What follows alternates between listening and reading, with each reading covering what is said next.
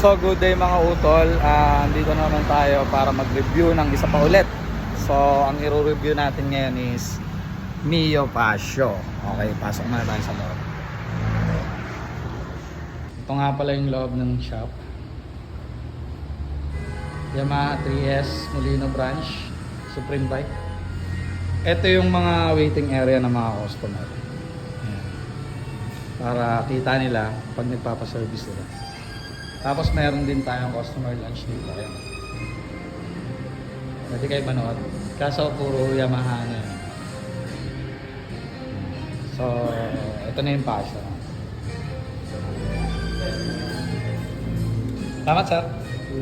So, ayan. Pasio is 125cc Blue Core Hybrid. Hindi siya katulad nung hybrid ng mga sasakyan.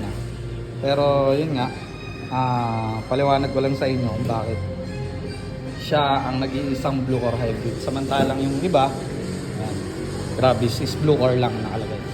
Kahit yung X-Max natin, Blue Core lang din nakalagay. Si Blue Core Hybrid, pag galing po siyang stop, di ba, stop and start po siya, or kaka-start mo lang, meron siyang 3 seconds na kumukuha siya ng lakas sa battery. So, electric ang nagpapaandar sa kanya sa first 3 seconds niya. Basta galing stop. Kaya mas tipid din siya sa gas. So, ayan. Ito yung compartment niya. Hindi rin po kasyang helmet dyan. Pero malaki siya kaysa sa mga Mio. Then, ang fuel tank capacity niya is 5 liters. Yan, Y-connect na rin po siya.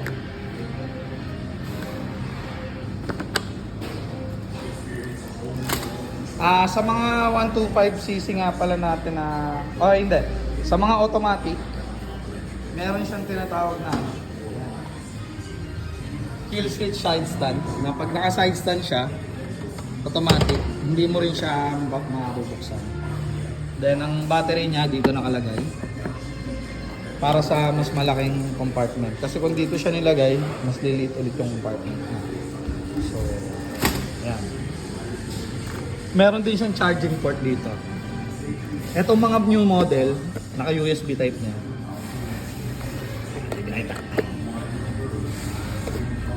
Ay, makita. Yan. USB type na rin siya. And then, sa panel niya, ito yung makikita natin sa panel. Okay.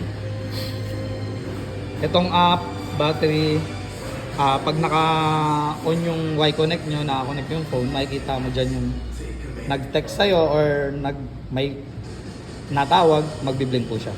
Parang ganyan. Yan.